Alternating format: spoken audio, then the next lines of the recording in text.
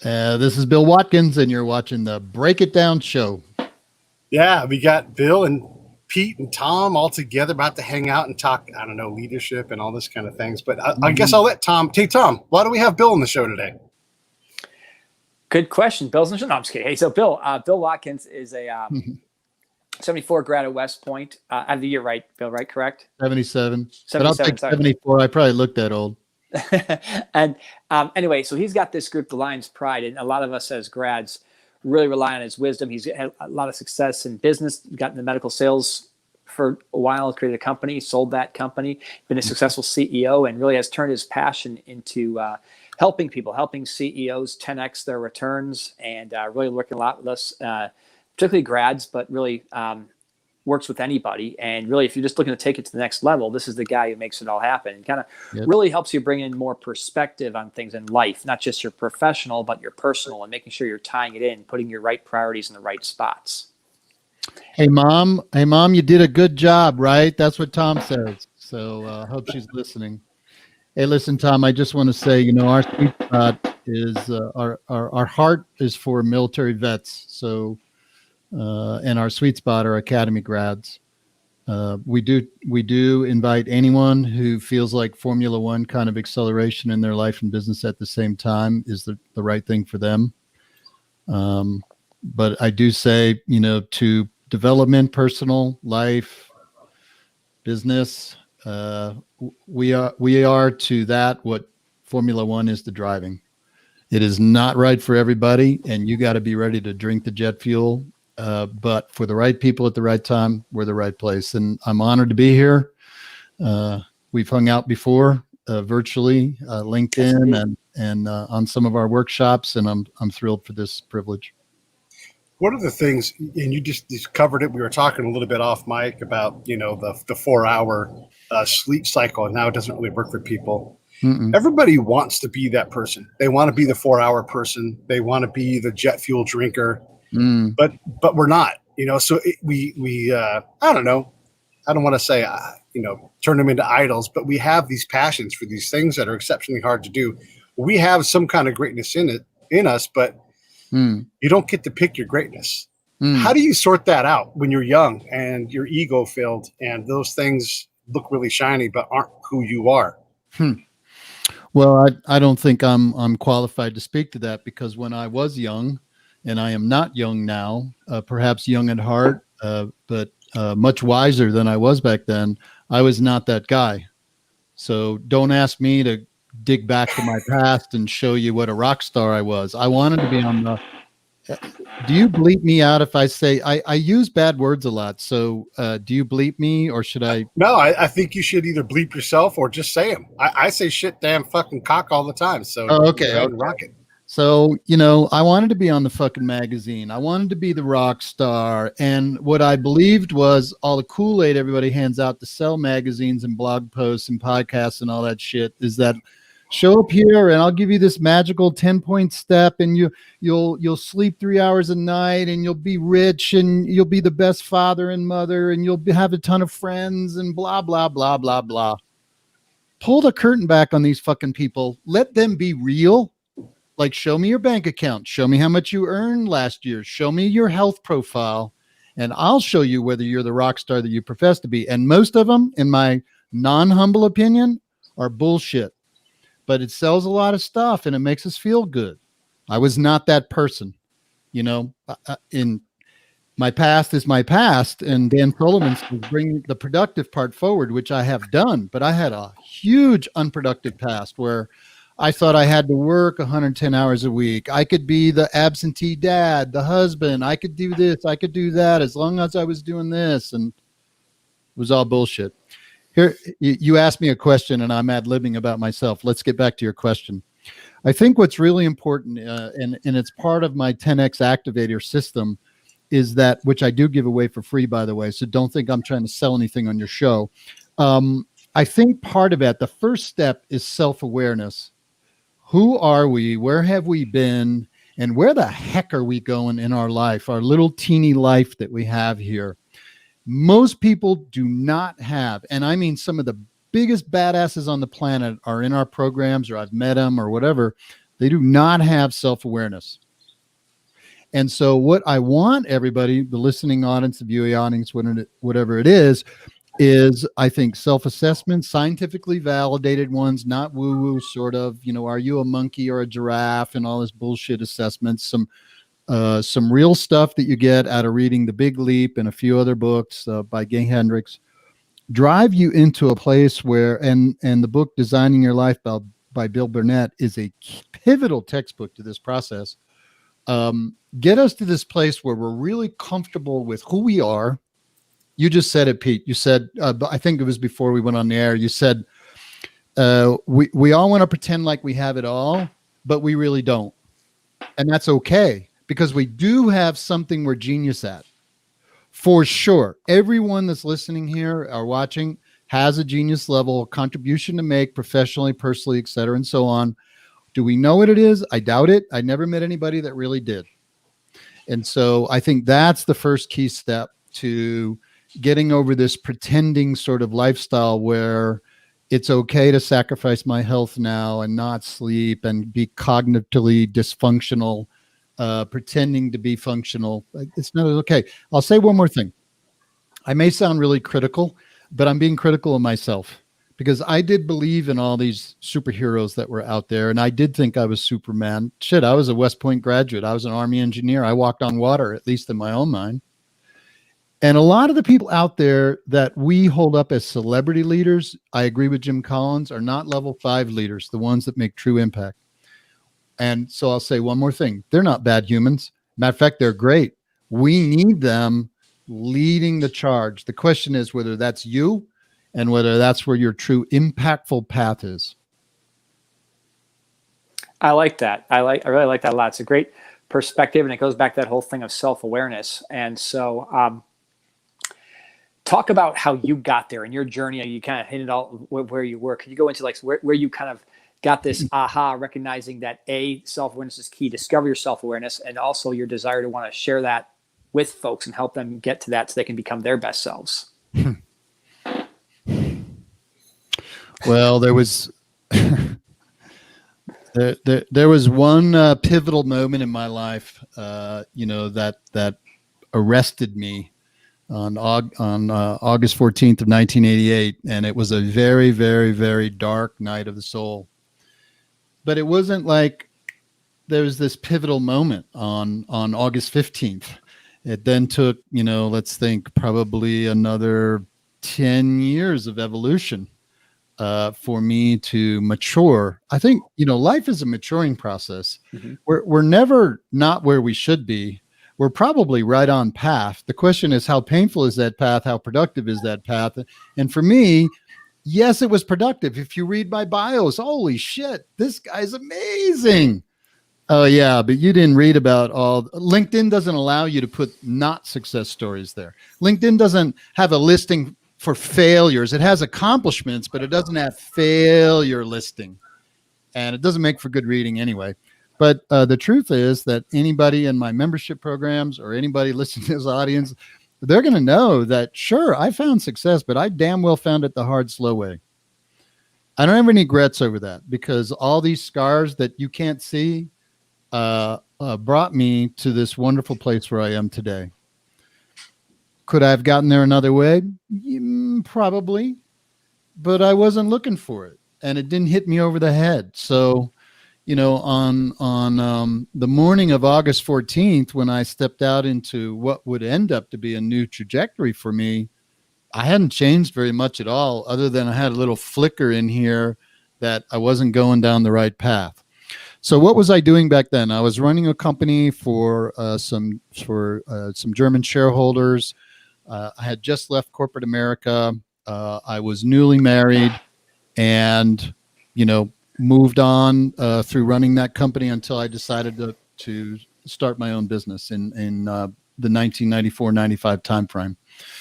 And did launch that company in the bonus room of my little teeny cul-de-sac home right above the garage, and starved to death. Literally. Well, not literally, but food stamps and free health care and unemployment and all that stuff, because I was just one of those entrepreneurs who kept hitting his head against the wall.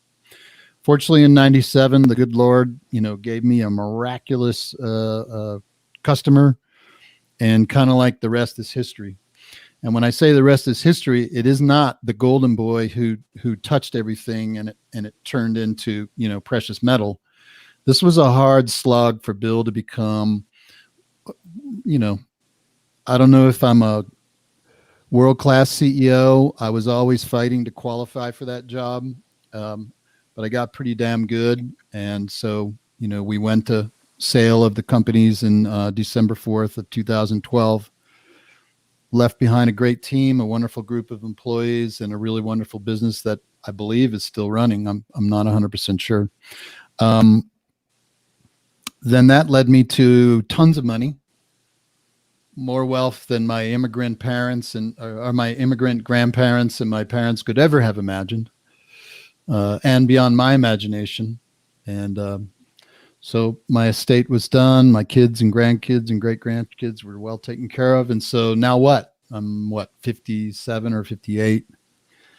And I love the backcountry and the wilderness. So I spent a lot of time backpacking that year. I was an interim COO for a friend of mine for a little while. And ultimately the realization was, I didn't need to win any more medals. I didn't need any more things to hang on my chest. I wanted to help Pete, people like you and Tom, win their world, win their medals, hear their Star Spangled Banner. And so that's why I hung out the shingle for the Lions Pride in November of 2013. And the rest is history. I'm not saying it's been a road of golden paved success. It hasn't been. I make the same mistakes, as experienced as I am, as most entrepreneurs and CEOs do. But we've ended up in a good place, and I'm proud of how we did in 2020. We actually, you would think in my business, I'm disposable income for people, right? Disposable expense, shit's hitting the fan. Mm-hmm. First thing that goes is the country club, and the next thing that goes is Watkins. It's not how it rolled. People leaned in, they leaned in deeper, heavier, and they brought us their people they cared about. And so our membership doubled actually this year. And I don't tell you that to impress you, but to impress upon you, we're on a freaking mission to build a better world, one founder, CEO at a time. And if I have my preference, and I may not get it, that founder CEO is a military vet. And I'd be honored if it was an academy grad. There's a special thing about military vets and academy grads. We're not better, we're different. And I love that difference, and I eat it every day for breakfast. And so if we can pour into the vet community who wants to build wealth and impact through small business, or I can help academy grads do the same, either transitioning out of the military or transitioning out of their corporate America job, leaping into a small business. And I define small by, say $1 million to 25 million. You can build a great exit for yourself, wonderful wealth. Maybe you guys are doing that, selling a $5 million, $10 million, $20 million business. And so that's my sweet spot. I don't know. Did I answer your question directly, or did I? Yeah, I think you did. You did an excellent job answering that, and have a nice picture. Well, I call it the rambling alert. If Watkins ever heads down a rabbit hole that you as the host don't want me to go, just freaking grab me and hit me over the head. Okay. Oh, Bill, I know my job. I got this covered. Okay. You're right. in good hands. You can mute my mic, as we learned in the electoral process or the debate process. Let me ask you, because COVID does change things. I mean, I had a whole different business, Q1 through Q7 plan on what I was going to do. And I was lining up events, and I was doing all this podcast stuff. And then a world pandemic started, and it changed everything. And so, the bulk of my money went out the door. So there's a lot of people like me, right? I'm not complaining about that. Right. But that person who's like, I have to pivot into something else. I don't like where I'm at. Here's my opportunity. I've got a little bit of savings, but they don't know how to jump off that edge, and that entrepreneurial grind, no matter what, you have to pay a cost, whether it's in time, something. to get up over the hill. So what's your advice for that person who's listening right now, who they look at their own company they're working for, and even the company's like, we don't know if we'll make it out of this? Because there's a lot, half of the companies, a third of the companies are in that we don't know state. Right. Well, I can reflect on two conversations that I've had, one today and one yesterday.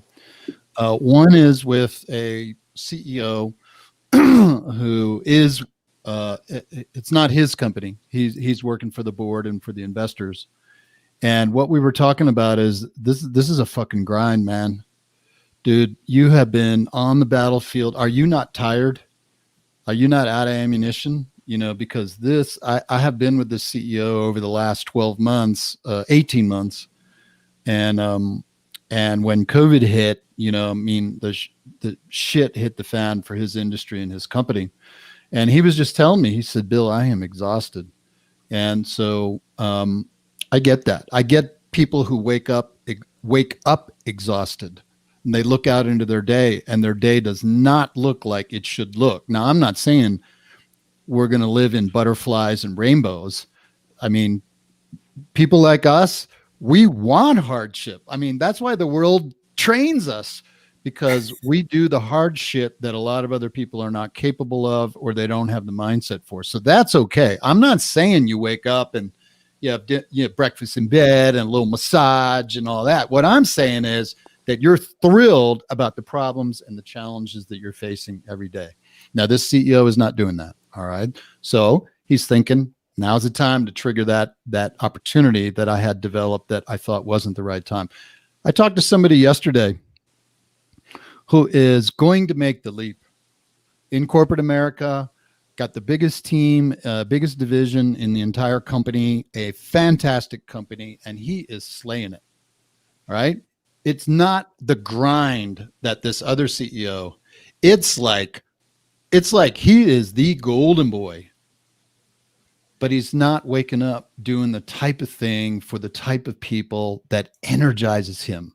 So why did I tell you those two stories? Because that book that I just gave you, Designing Your Life by Bill Burnett, was actually written for Stanford college and MBA students. All right, I got my freaking Stanford degree. Now what? All right. Well, Bill wrote it, and I forget his co-author. Awesome people. I met them a year or two ago. And it was a pivotal book that I wanted to turn into a textbook. And, I just give it away for free. Transitioning vets who contact me say, hey, I heard you might help me think through what I do after my military career. I'm not quite sure whether I have any value in civilian America. Of course you do, girl.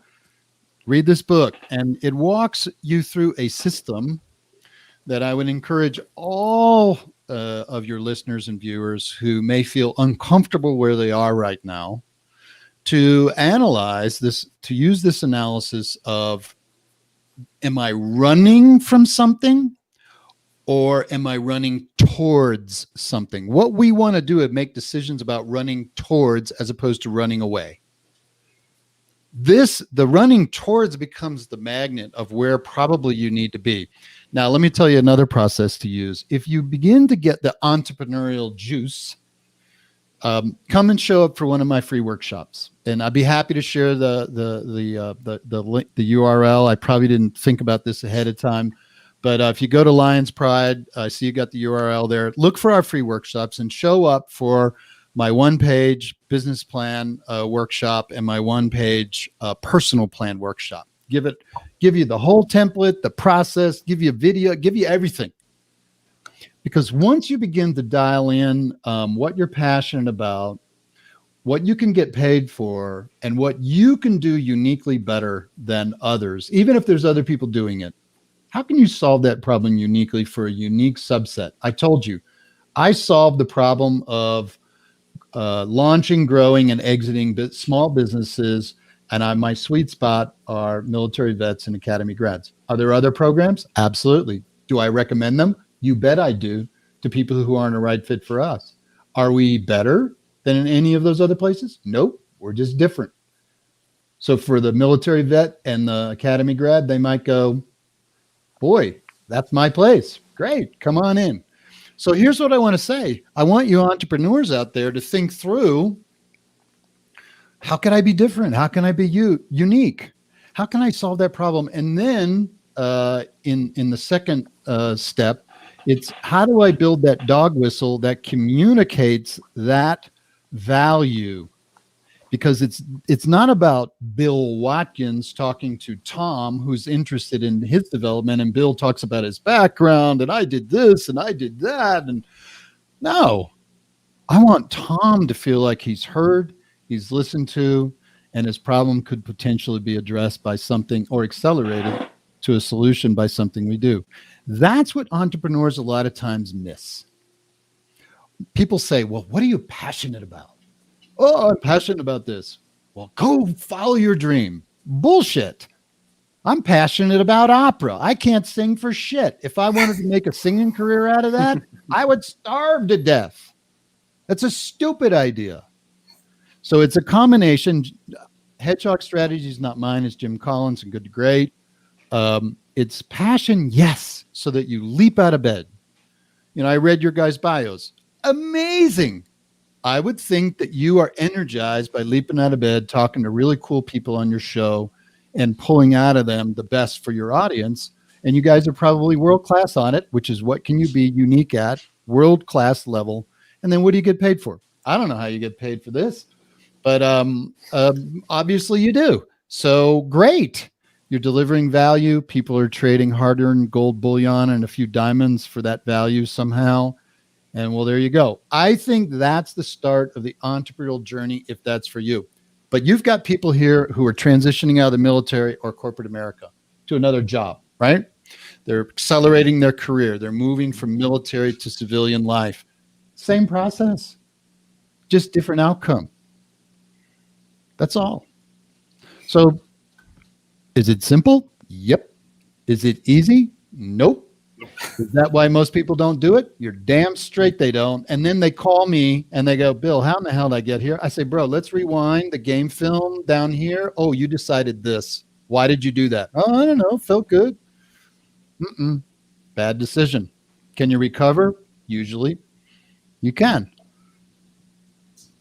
Are you really a fan of opera? I am actually. What's your favorite opera? Oh, Phantom of the Opera. No, I'm kidding. What's that? I said Phantom of the Opera. I'm just kidding. No, he wouldn't. He won't say Phantom. He's a real opera aficionado. Phantom of the Opera, good one. Very mysterious, and a true love story of sacrifice and being a badass, but willing to sacrifice yourself on behalf of your loved one. And of course, military vets and you guys would identify with that. You know, that's the thing about that's one of the reasons I push entering members into self-awareness first, is because one of the key DNA strands that we all share, especially if it's military vet or academy grad, is that we were trained to sacrifice, and to a certain extent that's good. All right, we're the knight that will go out and save the kingdom and die on the battlefield, slaying the dragon. To another extent, it's not okay. It's no bueno. All right, we must. I don't want to say this in a arrogant way, but we must put ourselves first, and we're not trained for that. And so, anyway, I'm living off of Phantom of the Opera, but beautiful piece. And yes, I do like opera. I am not an artist. I have not one artistic bone in my body.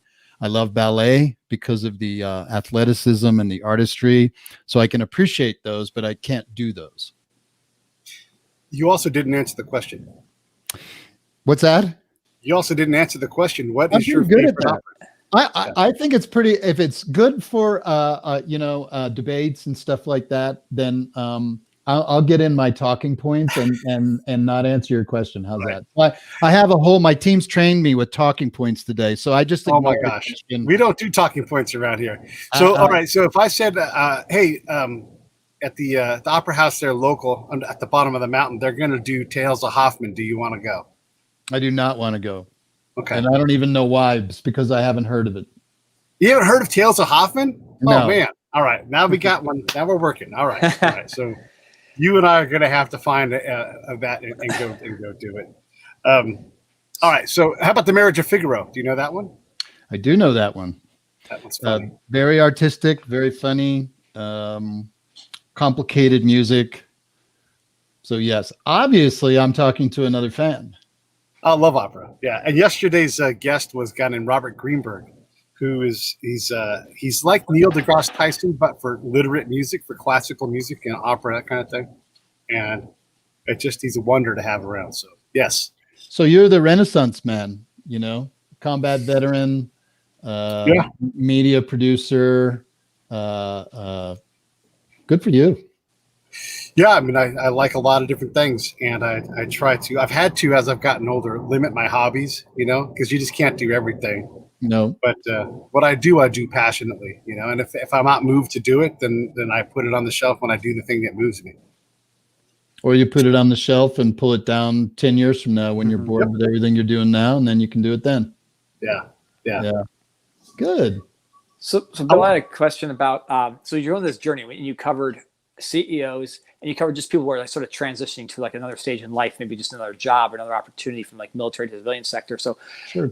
A different take on this is, have you ever worked with somebody who, okay, they're entrepreneurial minded, they've got a good vision, they've got a good idea, but they're probably not the CEO. Maybe they're a CTO or maybe they're a chief strategy officer. And like, so can you kind of walk through those types of discussions?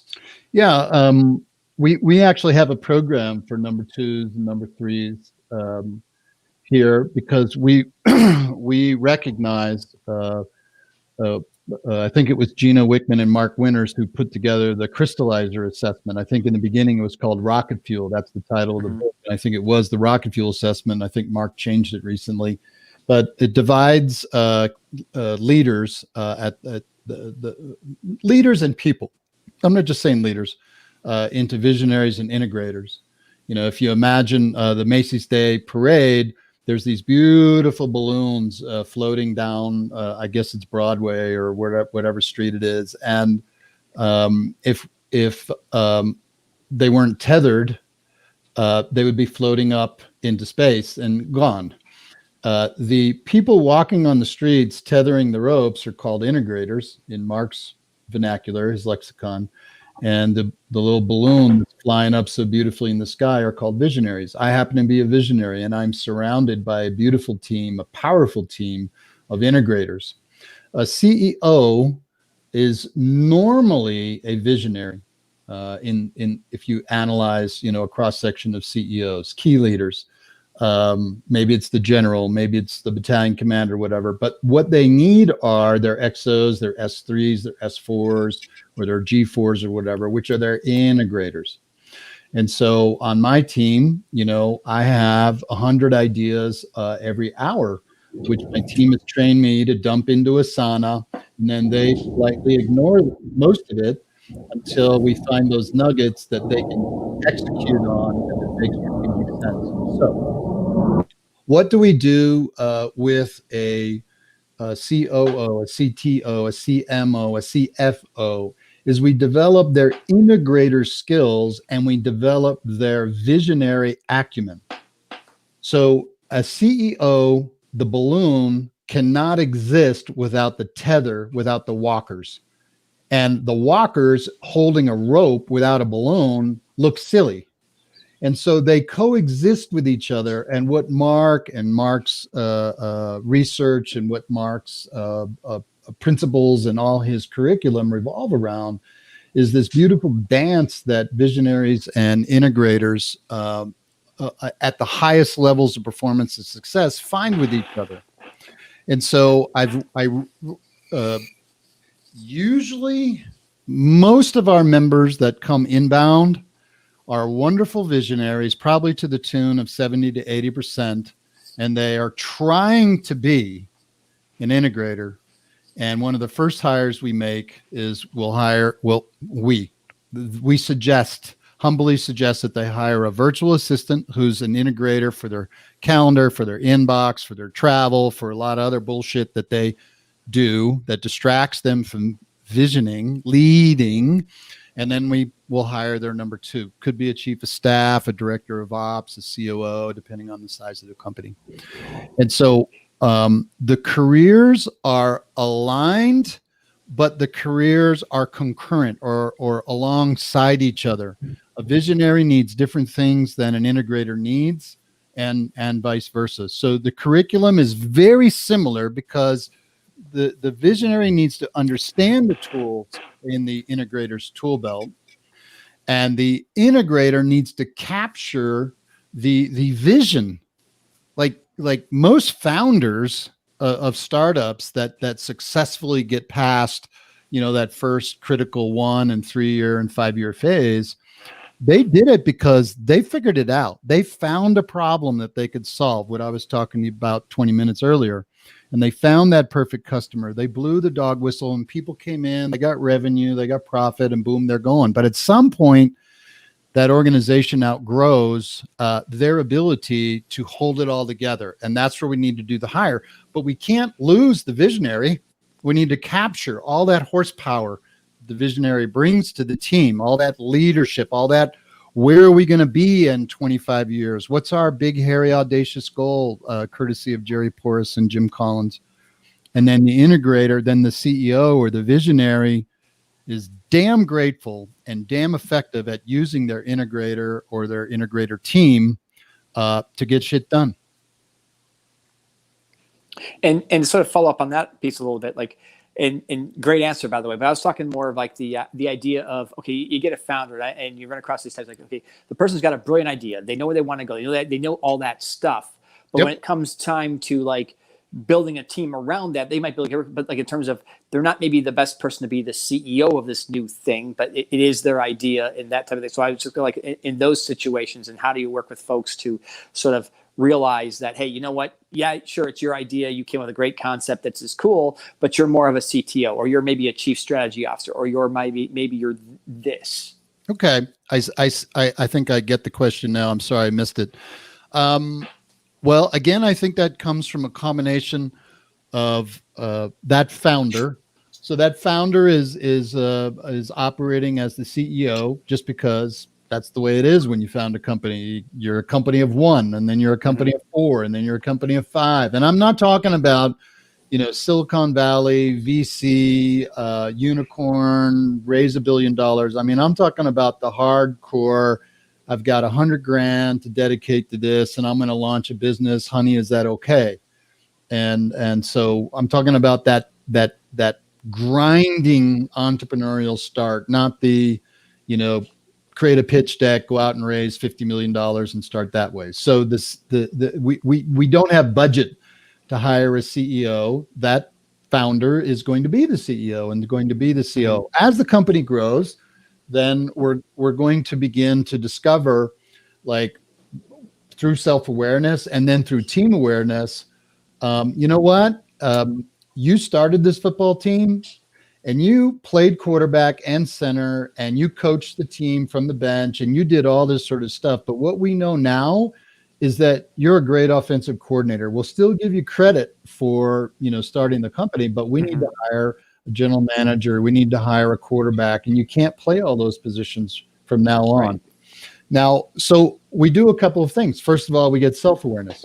Then we create what in those free workshops that you're going to create, the one-page business plan. The one-page business plan then informs what needs to get done each year, each quarter. That's like saying we want to go to the regional championships. We're missing the world-class quarterback, and you're not it. Even though you're the founder and it's your ball and it's your bat and mitt, we're not going to get over there if you keep doing this. So we're going to hire this. That leads then to what I call A-player hiring, free workshop that you can have.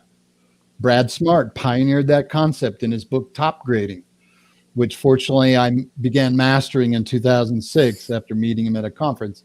And so now you get your A players. Now you've got self-awareness. You now know, by creating a job scorecard, who you want to hire. And so now you bring in your CEO with a defined job scorecard of what their contribution is. And then you create what I call the accountability chart, not the org chart. Who gives a shit what your name is, what your title is, and who reports to you? I know to you that's important. But in the world of getting shit done, it's not important. We create an accountability chart, which does give reporting relationships, but it now begins to drive performance. That CEO knows that founder CTO does this, and this. And that CTO, who's the founder, maybe the biggest shareholder, knows that CEO is responsible for this. And when they perform in those responsibility areas, this is how we know they're winning. This whole system can evolve where that founder can step away from all hats and then can take the hat that energizes them the best, that contributes to the company the best, that makes the biggest impact, and they can delegate then these other responsibilities to more appropriate people. Takes high self-awareness, takes intentionality, and takes a structured approach to bringing those people on the team. Oh, thank you. Thank you. Fantastic answer. I thought you were going to follow up something. No, sorry. Are we doing the commercial break? I need to shut up because I can keep rambling about a lot of stuff here. So you better ask a question. No, I've got a question for you. Go down a rabbit hole. As people are trying to, again, using COVID as our framework because it is our framework. Someone's like, I've got to do something else. You know, I'm late 40s, early 50s. I can't work in this corporate environment anymore. These guys don't value me. I'm tired of this. I want to strike out. I'm not exactly sure what I want to do. I got some ideas. Maybe I'm going to consult back into the business that I'm in. But maybe I'm just going to get a franchise. I mean, a lot of the problems have been solved. What are your thoughts on someone who's like just not sure, but they know like they're not quite, they're going to jump off the cliff and they're damn well, they're not going to fail at this from a lack of trying. No, I mean, there are definitely ideas that go bad. I mean, there were a couple of my own where I probably could have just taken a couple of $1 million and walked out in the parking lot and had a little bonfire. You know, the idea did not work. I remember one in particular where my team was like, please don't do this. You know, and I was still in the stage where I'm the visionary. I know what I'm doing here. And I did not know what I was doing. And I totally ignored good advice, both from my team and my professional advisors. And so that can happen. That can happen. But more likely than not, I would put a good bet on your listeners and your viewers, okay? Because if they're the demographic that I read that you speak to, then they're good bets, okay? They have high adversity quotient. They have resilience. They pivot. They're learners. They're great executors. There's a number of DNA strand characteristics that say, okay, I'll bet on them. Now, someone who's leaving corporate America, as you were describing, hopefully they're not undervalued. That's a bad place to be. Let's go with the one that's, because then they might be running away from something. Let's pick the A player, okay, who's highly valued, like the guy I talked to yesterday. All right. Well, they're both highly valued. The one I talked to today and the one I talked to yesterday. Let's say they're both highly. Let's say he or she is super highly valued, but they're like, I'm ready for different. I'm ready for more of this and less of this. Okay. So what are you going to do? Or let's say they're in a military career and it's time to leave. You know, it's time to resign or time to retire. All right. So now what? Well, I do think, I think your question specifically might have been leading towards franchising. I'm a fan. Okay. Now I did not choose franchises. The opportunity I had didn't have any franchises. But and I know a lot of people who have bought into franchises and are very successful. I know one down in Oklahoma who I think it was Quiznos or Subway or something, but he's got now 10 or 12 of them. It's just a fantastic business. The nice thing about franchises, if you're excited about the industry, and I do want you to choose an industry that you can be super excited about, is that you get a usually proven track record and structure. Now you're going to pay for that. But trust me, if you ask me what I paid for floundering around without structure and without experience, it probably was the same price. So had I been able to find a franchise for my little opportunity, I wouldn't have been smart enough to grab it, but I should have been. So there are a lot of, I know, who am I thinking of? Maybe it was Scott Mackis over at SABM. Maybe he had a franchise presentation of military vets who are offering franchises. And I think it was Jason Willscroft over at Ring Knocker who did the same. And I was in attendance there. I think I heard 10 franchise opportunities. So if that's what you're asking, I think it's a great option. Is it right for everybody? No, I wouldn't say so. Sometimes you don't want to be boxed in. Sometimes you don't want to lay out that upfront capital. Sometimes you don't want to be told how to cook your burgers or, how to make a sandwich, or there's tons of great franchises out there. I know one down in Florida, I think he's a West Pointer, who's got a fence franchise that you can buy, which for someone who wants to work outside in that industry, it's fantastic. So anyway, I'll stop rambling. Well, that's the thing about ChickfilA. Think about this: low franchise cost $10,000, but it's actually they're very selective. But the thing that gets me, they're not open on Sundays. Like to me, like that's. Did you mute Tom? Yeah, I gave Tom the Trump treatment. my phone. There he is. My phone rang, which I hate that did that type of thing. So it's all synced together and so it blocks it all out. I hate that shit. Well, you're back. So I'm back. Yep, you were talking about ChickfilA, $10,000, but they're not open so it's on like Sunday. They're not open on Sunday, and I'm sitting there going, "Hey, come on, I mean, that's the time I want Chick-fil-A, or at least, hey, I'll take Monday off. Can't I work Sunday and just get all those customers on a Sunday? How much I'd be the only Chick-fil-A open in the country on a Sunday? I'd make a killing." Yeah, but you're not going to get them to bend on that one, at least for another couple of generations. And they're better at the model than you are, like just follow the model. It's successful. They're always packed. We'll let Tom come back in a second here. The franchise thing too, it can be tricky because they're trying to sell you something, and so you're putting a lot of faith into their system, and some are better than others, clearly. But how does one who really wants to make a change, how do you sort that out? How do you not get lost in the dream and really, make a decision based upon what your strengths are without because you're being sold something, I guess is my thing. Well, I would like to propose to you that we do a lot of front end work that identify multiple solutions to the problem we're trying to solve. The problem might be I'm in a great job. I'm super excited about it. I'm well compensated, but at this point, it's not right for me. Or I'm senior officer. I'm going to be forced to retire soon. What's my next? I'm way too young to retire from life and business. I'm eager to make impact. What's my next? So I'm going to profess to you that there's a lot of upfront work that I would have people do. So we get a defined outcome of where we want to end up. And then what we find out is that the potential solutions to that problem, like here's the outcome, how do I get there? I think then we begin to identify multiple solutions to those problems. And I mean, whether you've done that in your military careers or whether you've done that in your professional careers or even life, we know that there's usually not one solution, but eventually after spending time in what I call our decision accelerator process, there becomes a right solution. Is it the only solution? Rarely. It's the right solution. And so franchise, once you go through that, franchise, like I need to get to something different and better. So franchise for the right person after they go through this process could be one of a couple. You might start a company, you might join a company and then buy it from the founder. You could go, I know somebody who's out hunting for businesses to buy from boomers who are ready to get out. But for a long time, he thought about starting a company. And then he ultimately decided he wanted to buy a company. Could he get a franchise? Probably. It's he wants to be in the solar business. There's probably solar franchises out there. He probably looked at it and said, no, that's not what I want. He looked at starting a solar something or other. He said, no, that's what I don't want. He wants to, buy somebody's business. So, Pete, I don't think that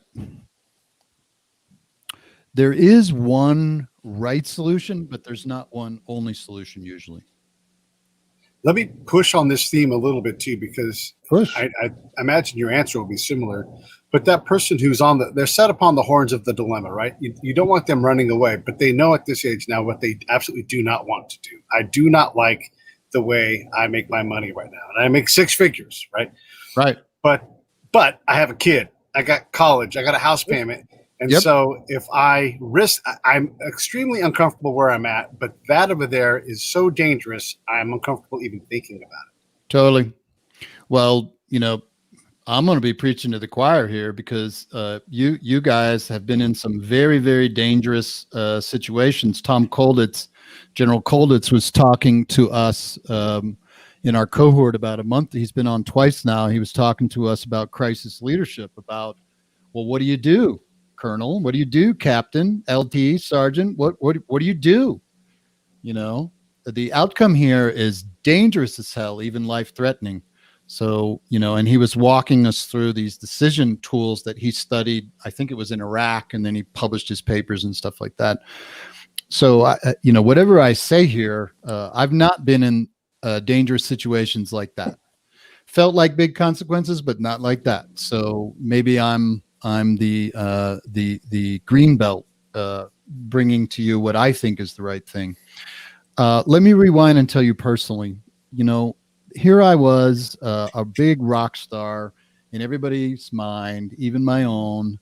And, I was turning this company around, and it was, I was so well paid, and yet I was unsettled.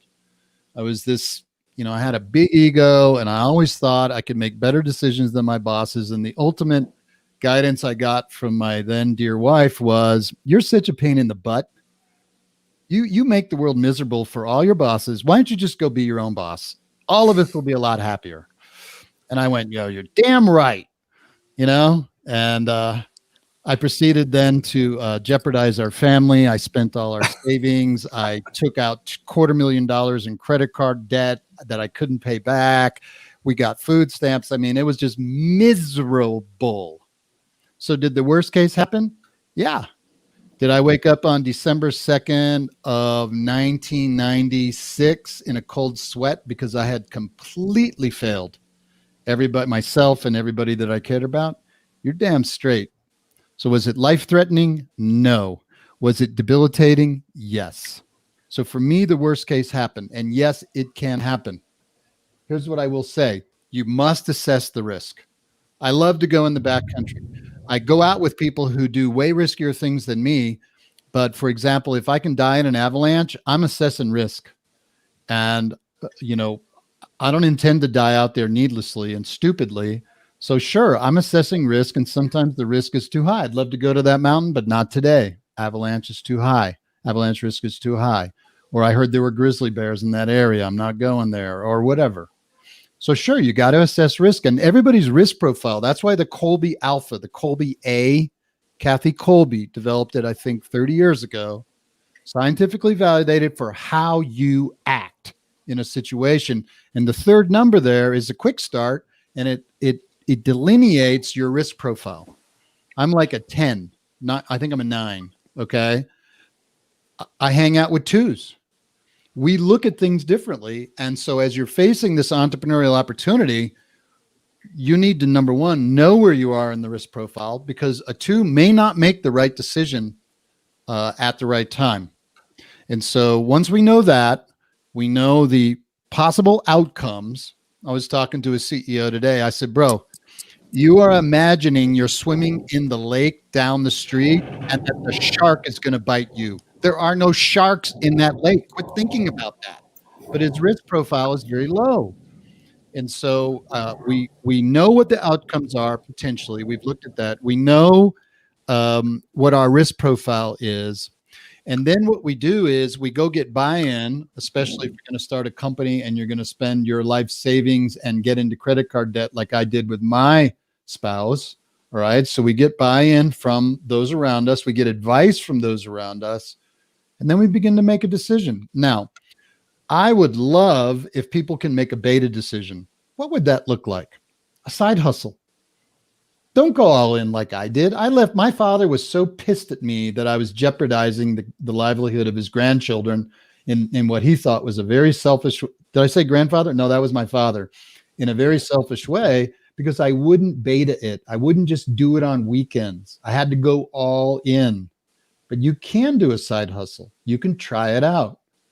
And you can spend a little money. Can you get one customer who will pay you for the solution that you're offering? And then could you get another one? Are there more of them out there?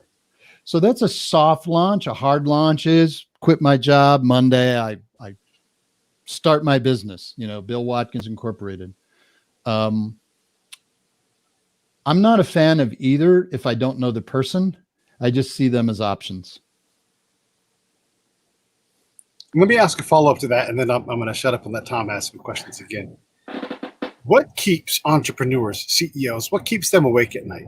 A ton of shit. I'm going to tell you what first of all, I'm going to talk about a general strand, DNA strand that I see amongst the badass high performers that I hang out with.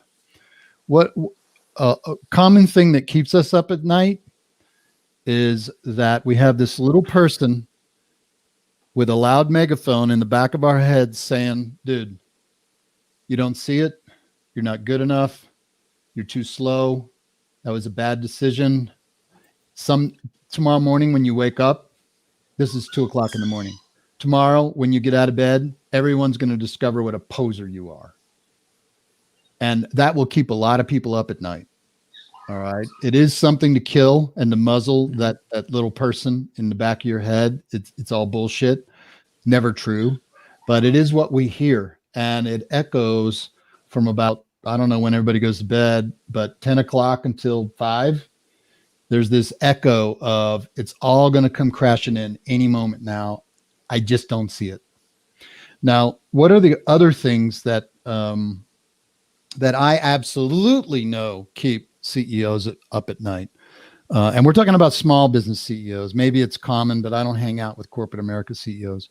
Making payroll, running out of cash, no customers, trying like hell, doing tons of shit that isn't driving revenue, isn't building profits, isn't adding cash. We're spending cash. Who do I hire? Oh, I hired them and they're a loser. How do I get rid of them? Shit, what's next? This was a common theme in March when we were all shell-shocked by the zombie attack. Zombies at the wall. What do we do? I had a lot of CEOs show up at our cohort meetings with eyes like this. And these are some of the badassest combat veterans that you could ever meet. You'll know some of them. But we were all there and it was like on March 9th, I said, fuck this, guys. We're going to fucking circle the wagons. And then we're going to let everybody know we're okay. And then we're going to lock in our customers. And then we're going hunting. Screw COVID. I'm not saying screw COVID like, yeah, right. Go get sick. I'm saying screw COVID is about let everybody else implode their companies. Now, I'm not saying I can solve restaurant problems and all that. I'm just saying the mindset of, yeah, this is a huge fucking problem. Nobody's ever had it before. Let's give up. No, that's not what we do. We're in a firefight. We're almost out of ammunition. What do we do? And we don't give up. That's one of them. So with CEOs, oftentimes the echo chamber of their head is bigger than their problems. And as you and I were talking before we went live, getting sleep, getting a CEO to go to sleep, even though you got all these perceived problems over here, dude, you got to sleep a minimum of 6 hours. They'll be there when you wake up and you're going to handle them a hell of a lot better than when you do it on 2 hours of sleep because you were up sicking down espressos, worried about shit. Be concerned. This is what I tell CEOs. Don't use the word around me, worry, and don't use anxiety. Use concern. It's okay to be concerned. You can be fearful of a grizzly bear or the enemy with a sniper rifle, but don't hand me this crap about I fear this. You'll handle it. Yeah, I like to say when I would take off for a nap during deployments, if someone had something to say about it, be like, I promise there's going to be a war going on when I get back. Right, and I'll be more ready for it because my brain and my body will have had that nurturing, psychological, physiologically proven by scientific research jump to my system, And I promise you, I will be more effective. Now, there were times when you were probably out on a 36-hour mission, but you didn't do that day in, day out. No. Right. Yeah, and actually, I would take downtime after those things. I actually had a commander teach me. He's a colonel, and he's like, I trust that you know what you're doing in the complex environment of out there, in Indian country. No one should worry about what you decide to do here. You know what you're doing. If you need rest, go rest. Yeah. We're not going to just lose the war because you're not here. It'll still be going on. Yeah, even the CEO, the company's going to keep going. You pick good people, they're going to keep going. Right. Well, there's a point of Richard Branson, like the reason he has time to kite surf and do all those things, he always makes a point of saying, hey, if I know more about putting rockets into space than the guy from NASA I hired to run my company, then I've hired the wrong person. And you've put those people in places, especially when you're no longer the solopreneur, you've put those people in jobs for a reason. Yes. Because they do whatever that is better than you do. Yeah, and one of the key tenets about A-player hiring is we are not there to replicate you. We are there to complement you and accelerate you. So, for Richard, this NASA scientist is not there to replicate what Richard knows about, rocketry or getting to the moon or whatever. He's there to complement and then accelerate beyond what Branson knows about rocketry or what Branson knows about HR or what Branson knows about sales or marketing and branding, whatever. I mean, I'm definitely not Branson, and I admire that guy like crazy, but I would say he's one of the smartest hires on the planet, people that hire, because he's learned how to not replicate himself, which lots of CEOs do. That's a mistake that they make. They go, well, they're not visionary enough, or they're not tough enough, or they're not this, or they're not that. I've got one CEO right now who's questioning, do I have the right people on the bus? I said, bro, you so have the right people on the bus, but they're not you. And that's great, actually. And actually the thing about Branson, he brags about being the dumbest person in his company. And I think it goes back to that self-awareness thing and when I share this story with CEOs, a lot of people, they almost get like, oh my God, I can't believe he says this. Like, what does he say? And because I think so many people, they don't want to, it goes back to that somehow I'm defective if I admit I don't know something, rather than just like, I don't know how to do this. Like Branson's like, do you think I knew anything about cell phones or airplanes or space? Right. Absolutely not. Other than the fact I wanted to go there. Yeah. Well, I was teaching level 5 leadership. It's a key part of Jim Collins's research back in '97. I think he published it in 2002. There's an HBR article on it. I forget the title, but Jim had his team. He asked this question: why, how, and why, and who, which companies went in their industry from good to great. And then he studied, all those companies. And I was just sharing, my take on level 5 leadership, because I want to amplify something you just said, Tom, on Tuesday and Wednesday with our cohorts. And he found out of about 1,500 companies that he studied who were good, like top of their industries, only 11 were accelerated to greatness by a level 5 leader. Now, there were other reasons companies went to great, and he chronicles that in Good to Great and Built to Last. But only 11 companies had the jet fuel of a level 5 leader. And you know what? I bet you couldn't name one, and I bet you can't find one book on one except for the one that Jim Collins wrote. They are not people that you and I know. They're not Lee Iacocca and Elon Musk, and of course Richard Branson came after that, but they're not celebrity leaders. Jim also wrote a great HBR paper on the confusion, the mix-up between celebrity leadership and level 5 leadership. And so here's what you just said, Tom. You said that these leaders are willing to admit his mistakes. They don't want to be the smartest person in the room. That's not true of level 3 and level 4 leaders. Now, they're wonderful human beings, and when you meet them, you don't know that. It's all behind the curtain, and they may not even be conscious to their agenda. But what Jim's research showed was these level 5 leaders not only did not want to be the smartest person in the room. They would say that they weren't the smartest person in the room. And they would admittedly run around to their team and say, please help me. And they would hire great people. Darwin Smith at, oh God, what was that? Kimberly Clark. Kimberly Clark was famous. He was told when the board nominated him for CEO, he was told by the board members who dissented that he was not qualified for the job, and they would do everything they could to get him out of the job. He was there for 20 years. He was the most celebrated CEO in the paper industry. But, you know, he's one of the top 11. But when asked by Wall Street about his qualifications, he says, oh, I'm not qualified, but I fight every damn day to be qualified. And so I think it's this, what I was saying was, Jim says there's two components to level 5 leadership. Of course, we assume competence, okay? Because level 4 leaders are competent, okay?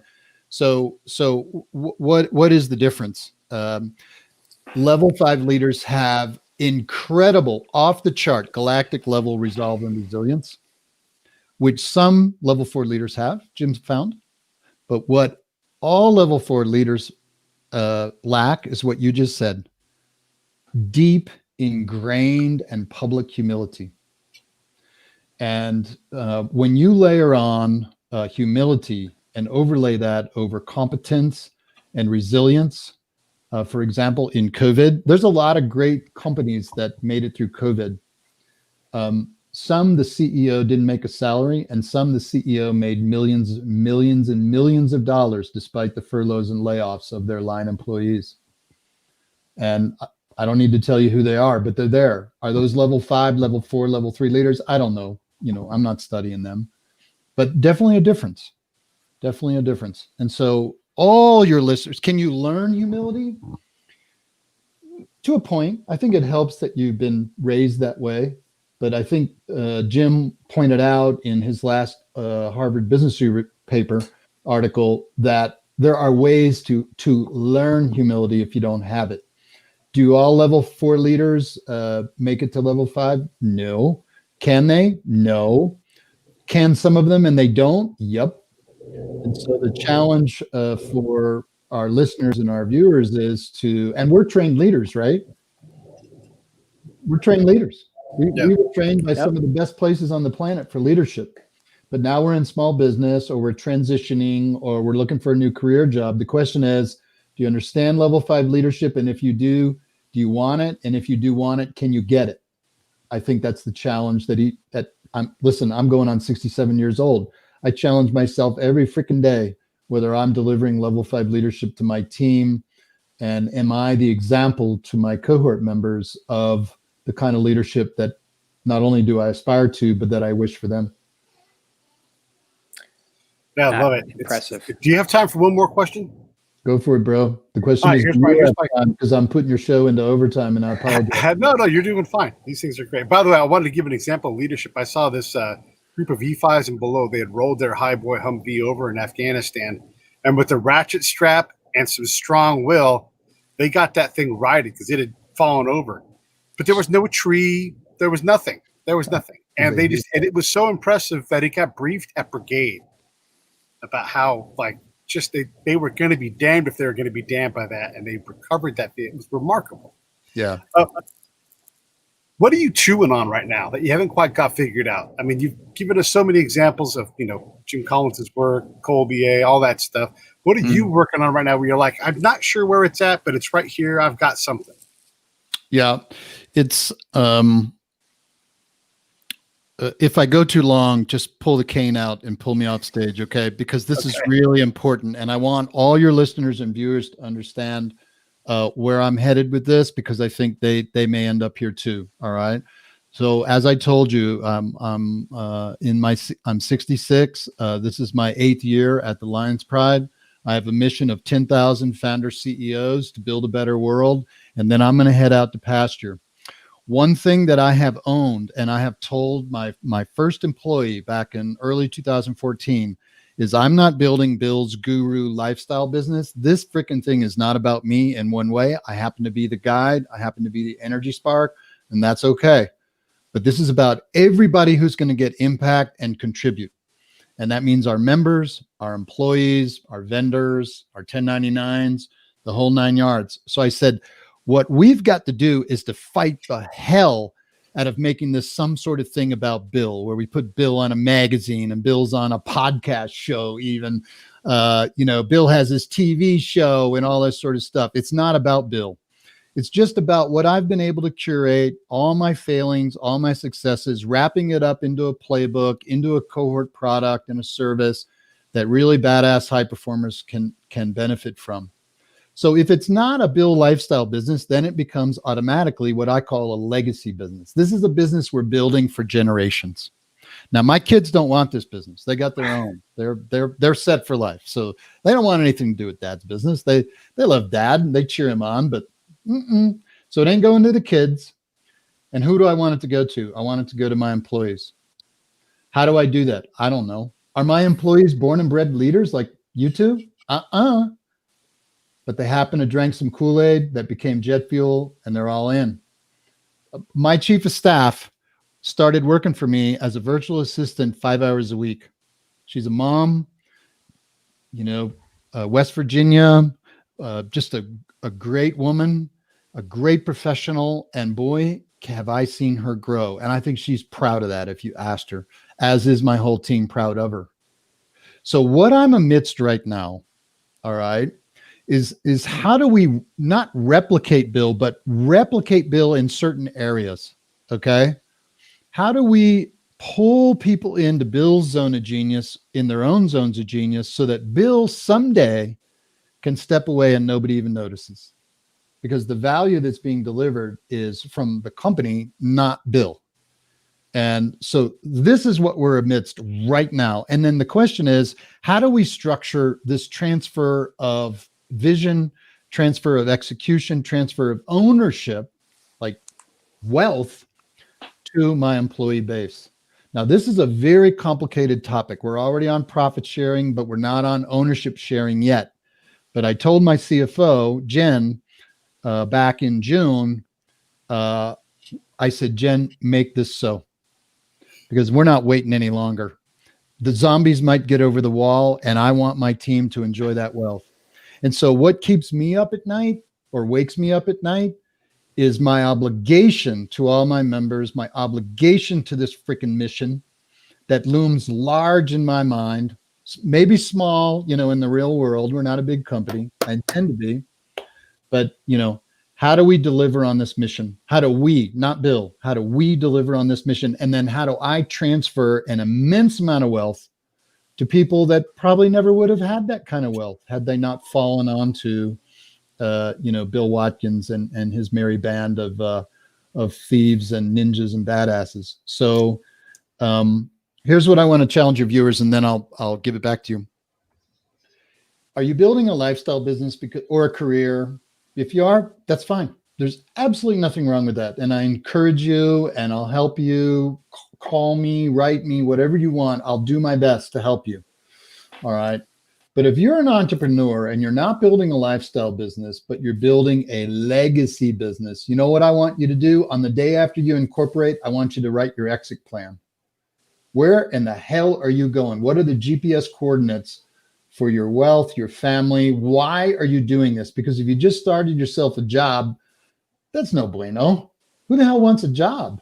Let's get a multiple on your effort. Let's sell this to somebody who's going to continue your legacy. You ride off in the pasture, or you become chairman of the board or whatever.